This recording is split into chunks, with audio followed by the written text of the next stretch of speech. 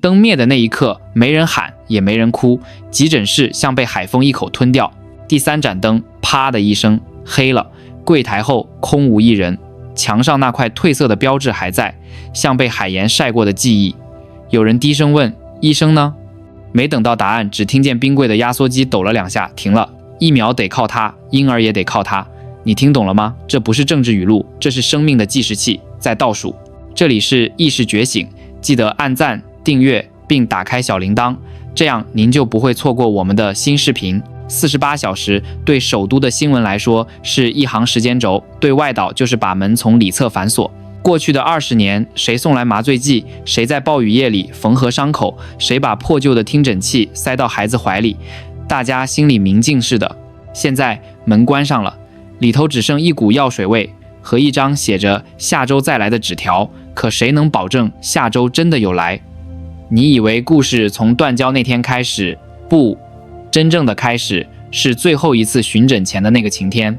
林医生坐在木质快艇上，背包里多了一封密件，海面平得像玻璃，他却有种被推向悬崖边的感觉。信上没几句，合作终止，2日撤离，人员清点，话不多，够重。他没说破。船头的小伙子正笑着数药箱，这次的营养粉够不够？他点头说够，心里知道再多也只能撑到这趟结束。外岛迎接他们的时候，一切都熟得像老照片。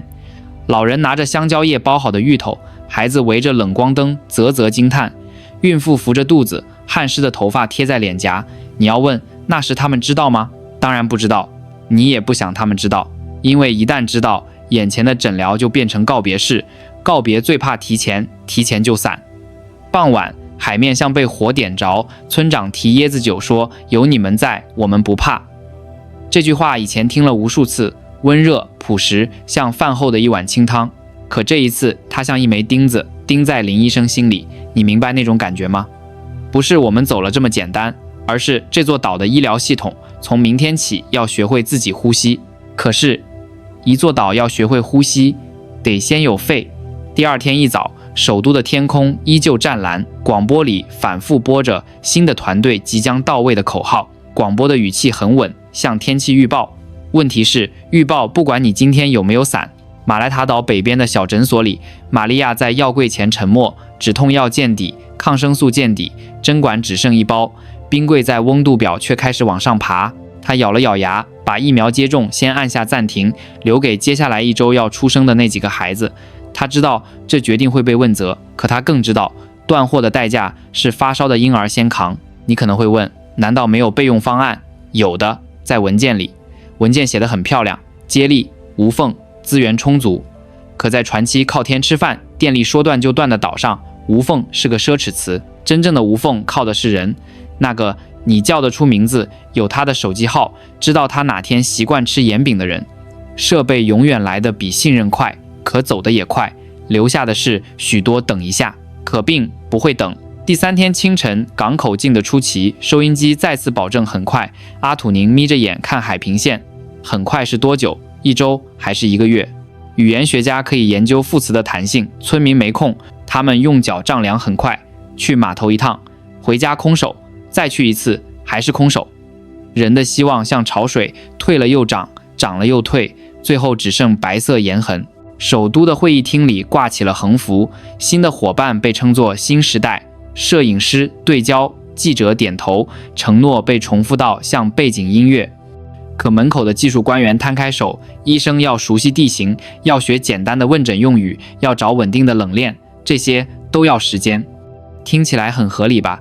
但这话一旦放到渔夫索罗的伤口上，就显得不合时宜。他的伤本来只要清创缝合，再上1周抗生素，现在伤口发红，皮肤肿胀。他坐在诊所门口，用盐水擦，心里打鼓：不要发烧，不要发烧。你能说他不理性吗？他很理性，理性到知道承诺没法降温。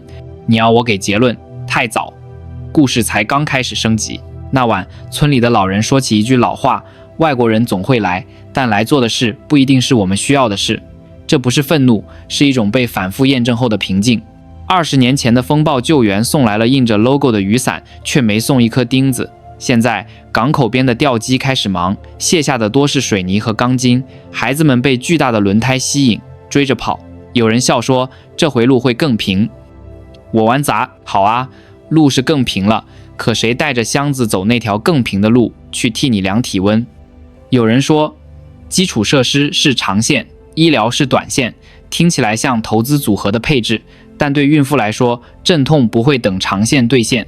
她只想知道今晚如果见红，1小时内能不能见到接生的手过去？答案是能，因为有那条随时可打的电话和一张坐得住颠簸的小船。现在答案是看情况。看情况这个词最会伤人，因为它把责任从系统挪到个人，你要自己扛。这里有个残酷的现实，真正触动人心的不是体育馆落成典礼，也不是剪彩时的掌声，而是一场办得很顺的急诊和一袋准时送到的药。台湾当年的做法就靠这个琐碎，巡回诊疗，晚上也上门，记住每个慢病患者的名字。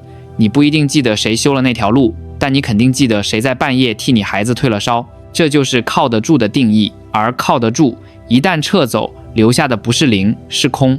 反对党嗅到风向，开始在国会追问。照片一张一张摊开，空床、蒙尘的器械、排队等渡船的病人，话不毒却扎心。我们用20年的稳定换来一个来路不明的很快。你可以说这是政治表演，但你也得承认，民众第一次直观地明白，医疗不是签字就会自动延续，它需要人，需要路径，需要那种说到就到的习惯，而习惯不是采购来的。与此同时，城市里冒出一波年轻的志愿者，试着把以前合作过的本地医生串起来做过渡义诊，很粗糙，很艰难。可每一次把船靠到岸边，村里就松一口气。你也许看不上这种临时抱佛脚，但政策真正补到位之前，这就是唯一的脚。更微妙的是，一些外岛社区开始通过教会和民间组织尝试找回老关系，不公开、不高调，只为一批药、一台手提监护仪。这种小动作数量不大，意义不小，它说明情感账户没被清零。情感账户怎么来的？靠时间。多年累出的信任像地下水，平时看不见，干旱时才知道它救命。新的团队来，一样可以存，但得从零开始。你愿不愿意在孩子发烧的夜里，把希望压在一个还没学会当地打招呼的人身上？这不是对错问题，是人的本能。所以港口到了夜里更安静，安静到能听见电机忽明忽暗。有人开玩笑，如果明天台湾医生真的回来了，我要第一时间煮碗鱼汤给他。笑声一片，笑里有盼。总理办公室里摊着一叠民调，数字往下走得很坚定。奇怪吗？不奇怪。经济能解释，治安能解释，可排在第一位的却是医疗服务恶化。这不是立场，是体验。你问谁都一样，发烧、伤口、分娩，这些小到不能再小的事，才是判断政府是否靠得住的尺子。顾问在耳边提醒国际架构长远利益，总理看着窗外的海，问了一句：长远之前，今晚怎么办？这句听起来像自问，其实是拐点。与此同时，电台开始联播外岛的实况，老人讲医生如何在狂风夜里来过，母亲讲孩子怎样在车灯下退烧。你可以说煽情，可情绪也是数据，尤其在选票是等权的时候，评论区里涌出来的句子很朴实：我们要医生，不要承诺。这8个字比任何政策通告都好懂。你说政府会不会调整？不可能一夜之间，但当民生优先被摆到桌面上，原本单行道的对外关系慢慢变成了网格。有人提出双轨合作照旧，但允许民间项目以人道名义恢复。你觉得这像打太极？可能吧，可在现实里，太极也是一种落地方式，只要它能让药箱重新满起来。这时候真正尖锐的问题来了，谁来承担空窗期的代价？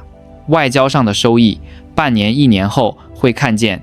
医疗的缺口3天就能让人掉进谷底，国际社会会表示遗憾，会发声明，会派考察团，都对，却都慢。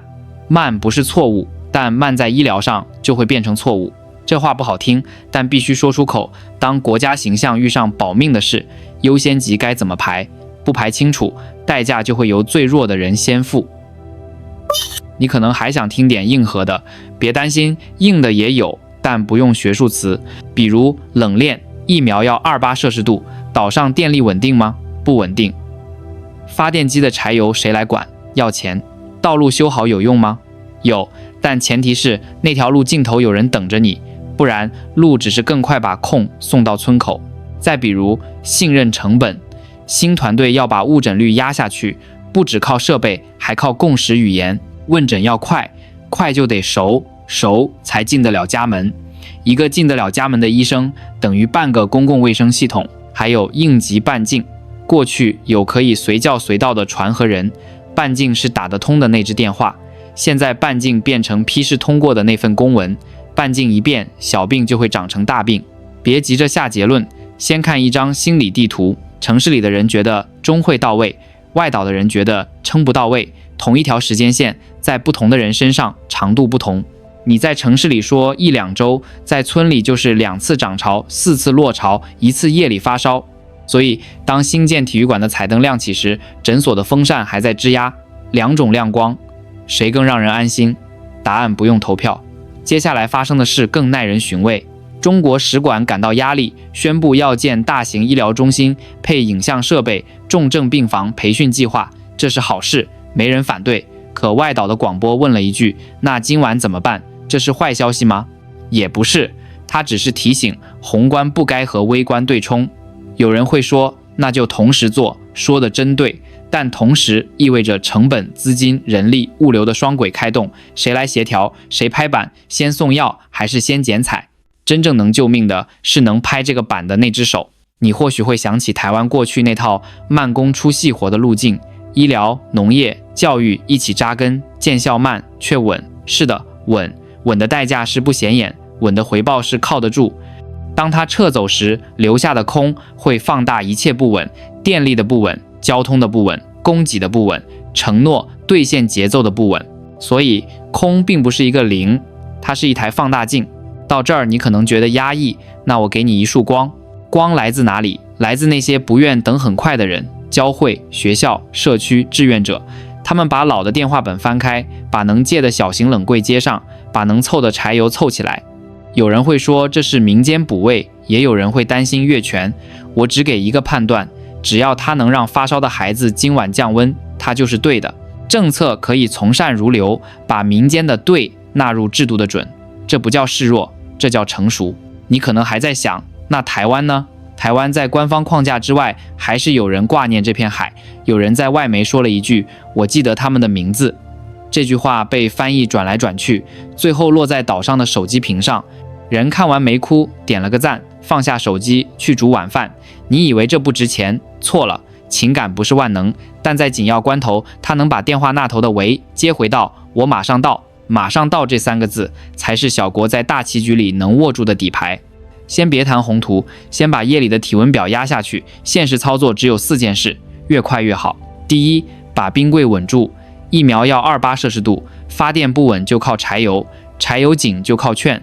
社区账本别做复杂，做应急3件套：1张柴油券，1张维修券，1张联络表。水管什么时候去，电话多少，写死，预断电，先保冰柜，再保急诊照明，其他设备排后。你会问够粗糙吗？是粗糙，但能活。等新团队落地，再把粗糙升级成流程。第二，把应急半径缩回来，过去那只随叫随到的电话等同一条安全半径，现在没了，就把半径拆小，每个外岛设一个快停点和一个接驳点，志愿者只做2件事，把人和药拉到点上，剩下交给城市医院。地图不用高科技，手绘也行，只要标清3样：最短航线、涨退潮窗口、备用上岸口。别笑，很多时候救命就差那一个备用上岸口。第三，把人聚起来，不够就混编。你等不来，整建制医疗队就先用混编人力池，在地护师，撤离前培训过的助理，教会志工，会开船的渔民。每队一个能拍板的人，别管他头衔，能决定今天先救谁。拍板慢等于让病加重。第四，把药箱装满，不是全装，是白名单装。白名单只放救命药与高频药、退烧、止痛、基础抗生素、破伤风、过敏急救、基础产科用品。每周用手指法做盘点，伸5根手指，一指一种药，够不够？够就放下，不够就标记。你说粗是粗，但粗快快就对。你会觉得这些像土法上马，对，但等很快的时候，你需要的是马上。马上靠的是人情与路径先搭起来，制度随后补票。靠得住不是口碑，它是可以被写进纸上的指标。怎么写也不难，3张表，2个钟，1个看板。3张表，1张冷链表，把每台冰柜的温度曲线和发电机出勤写成日记，只要能回溯就行。1张药箱表，白名单药物的入库、出库、缺口理由，写到具体人名，谁签字，谁负责补。1张转运表，记每一次从外岛到城市的接驳，包含出发时间、到达时间、耽搁原因，别怕暴露问题，写出来问题才会变短。2个钟，1个到场钟从呼叫到医护到场的时间，1个上药钟从开方到药品到手的时间。钟越短，信任越厚，这2个数字比任何剪彩说服力都大。1个看板，把上述4个数字贴在诊所门口和教堂门口。周更，你可以说会难看是，但难看的目的就是逼自己看。等到看板上的数字开始稳定变短，大家才会从抱怨转回等待，从等待转回相信。你可能问，新团队来了还用这些吗？更用，因为这些东西能把新来的人变成靠得住的人。靠得住不是某个国家的专利，它是被持续兑现的承诺，而兑现必须可度量。很多人担心，一旦民间恢复与老朋友的项目，会不会得罪新伙伴？答案要分层说清。第一层是名分，第二层是生命。名分可以走外交词汇，生命只能走现实路径。双轨的精髓就是名分归名分，生命归生命。官方合作对外讲全面升级、统筹规划，民间项目对内写人道协作、空窗补位，文件上不冲突，现场上不对冲。你看，这不是狡猾，这是把面子和日子摆在不同抽屉里，抽屉各有锁，钥匙各有管理人。操作层面有3件要紧事：一、设人道绿道，凡属产科急救、儿科急症、传染病防控的物资和人力，走单独通道，免去一切不必要的等待。2、做角色清单，新伙伴擅长设备和基建，就让他主冷链、主影像、主大医院；老朋友擅长走村串户，就让他主基层培训、主流动诊疗、主应急接驳，彼此不抢 KPI， 各自做强项。3、约法3章，互通台账，互认培训，互转病例，互通让浪费变少，互认让摩擦变小，互转让病人用脚走的是同一条路。你要说理想是，但它不是空想。很多国家的公共卫生就是这么拼起来的，中央的骨架，地方的血肉，民间的手脚，拼得越顺，人就活得越稳。为什么总有人看不见基层的价值？因为它不够上镜。体育馆能拍，港口能拍，彩带能拍，夜里一场顺利的急诊很难拍。怎么办？让看不见的东西被看见。做2类故事，一类是第1小时，讲呼叫后第1小时发生了什么；一类是第100天，讲新团队落地后100天数字怎么变化。前者抓住情绪，后者锚定趋势。2者合在一起，既能让民众等得住，也能让伙伴坐得住。你也许会觉得这像公关，但在这种场景里，公关不是粉饰，是教育。教育政策制定者，什么叫硬 KPI？ 教育合作方，什么叫民心？硬 KPI 很简单，到场时间、药到时间、冷链有效小时数、基层培训合格人数。明星的 KPI 也不复杂，下次问卷里那句你觉得现在更靠得住了吗的是。再落地一点，讲人，基层最怕人走了，系统就瘫。要破这个咒，就得把人装进制度盒子里，让每个人都不是不可替代，但每个人都不可或缺。办法有3步。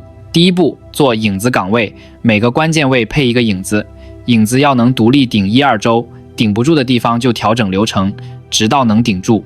第二步，做情境演练，每月1次停电应急、夜间出诊、暴雨转运演练，像消防演练一样固定。演练不是作秀，是找软肋。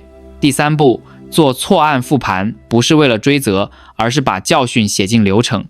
复盘要有3条线：人、物、路。人是否到位，物是否在手，路是否通畅，把偏差改进，再验证走完一圈，才配得上靠得住3个字。你会问，这些谁来带头？答案是能拍板的人。头衔不重要，重要的是这个人既懂医疗又懂后勤，还敢在关键点说现在就走。很多时候系统就差一个敢，外面的风不会停，投资、贸易、借贷、地缘都要谈，都要算。但记住一件事，屋里的灯先别灭，灯灭一次，点第二次就难1倍。信任断1次，接第2次要双倍时间。对新伙伴要说清楚，我们欢迎体育馆与港口，但我们的 KPI 不在剪彩，而在病床前。你们要拿分，就按我们的表格记功。到场时间缩短了，冷链有效，小时延长了，孕产妇安全率提高了，功劳我们会写上你们的名字。对老朋友也要说清楚，我们需要你们，但我们要的是制度化的你们，别靠谁在就行，要靠没人也能转。你们如果愿意把经验写下来，把培训固化下来，我们就能保证，即便潮水再退，沙滩上还有路标。还记得开头那盏灭掉的灯吗？灯能再亮，不是靠一纸声明，而是靠无数次马上到的兑现，无数次看板数字变短的坚持，无数次有人敢拍板的瞬间。从很快到现在，这一步永远由最靠近病人的人来跨。政府要做的是给这群人让路，给他们油，给他们表格与背书。伙伴要做的是把能力接到这条路上，而不是只在港口立一块牌子。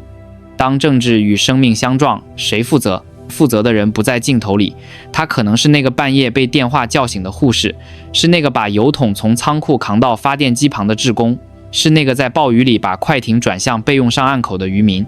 把他们的名字写进制度，就等于把靠得住写进未来。如果你是这片海上的普通人，你最需要的不是站在哪一边，而是今晚有没有人站在你这边。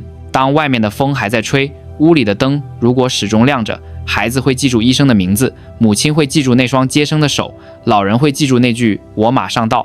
这些记忆会慢慢把宏大的承诺变成小小的确定，而小小的确定才是大国的分量，也是小国的尊严。